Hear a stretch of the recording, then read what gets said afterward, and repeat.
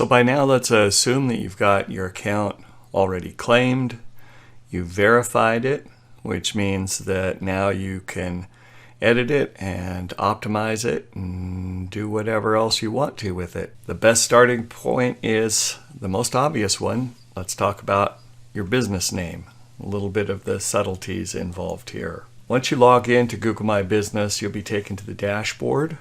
And it looks like this here. And if you want to edit your business name or update it, you go to the info choice on the left, and then anytime you see one of these little pencil icons, that means that that field is editable. And you can see that the name at the top, you can just click on the pencil icon, and then once you do, you'll be given a choice to enter a new name, modify the name you have. Now, there's a couple things to keep in mind with this. First of all, Google tells you at the top, enter your business title as it appears to customers in the real world. That means that if customers know you by a DBA, use that. Horizon Web Marketing has it easy. Our DBA is also the name of our business. But for example, the Search Engine Academy, the corporate name is Search Pros International, but we are known to the world as Search Engine Academy, so that's the name we use in our Google My Business profile. The key thing is not to stuff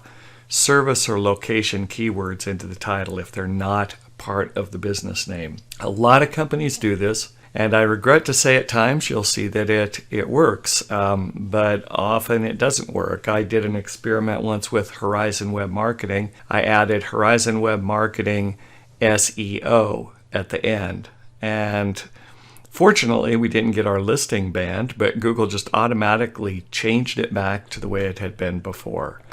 So basically, if your business, as the example says there on the right, if your business is Joe's Pizza, don't enter it as Joe's Pizza Boston or Joe's Pizza We Deliver. Here's specifically what Google says on it. They say your name should reflect your business real-world name as used consistently on your storefront, website, stationery, and as known to customers. Now, the implication here is if you have not been consistent with the use of your business name, and some small companies are not, try to now move towards being consistent. Make sure that all these things do agree on what your business name is.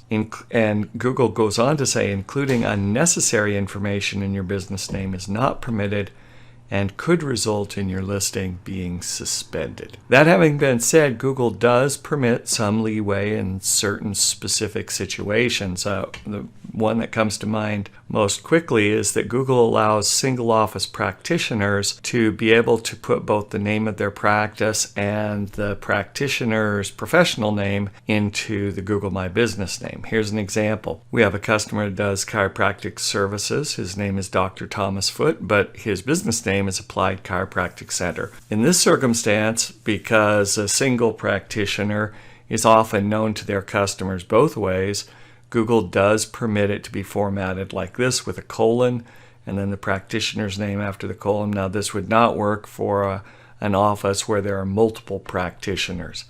If you do think you might have an exception to Google's rule, then I'm giving you a link here that will take you specifically to their answer on this particular topic, and you can go check it out. Not a lot of exceptions are given here. Probably the single office practitioner is the most common one. So go ahead and make sure your name is consistent between your website, your signage, your Google My Business profile, and that way you'll be able to give Google a high level of trust when they are choosing which listings to display to searchers, that your listing is exactly the one that matches up with the business information that they have. Google is easily confused. We don't want them to be confused about your business name.